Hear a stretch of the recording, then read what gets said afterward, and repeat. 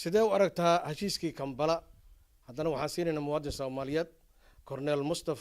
Mustafa Diini. بسم الله الرحمن الرحيم. سؤاشني وسؤال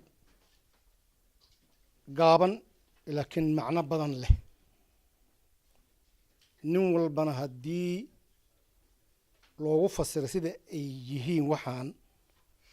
إلى يلببوك إلى يسدح بوك بامشي قادن كرتا أنا أقول حلي ويدي سيده وأركته وحان وأركا سيده الشعب كصومالي دي وأركان sida ay ciidamada Soomaaliyeed ay u arkaan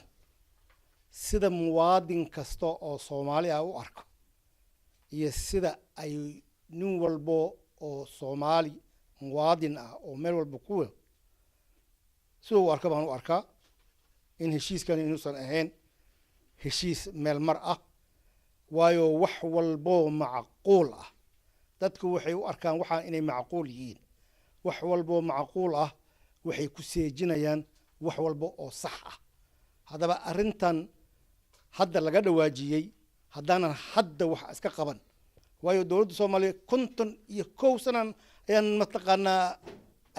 ayaan marina maanta 51 sano 51 sano ma dhama en ma yara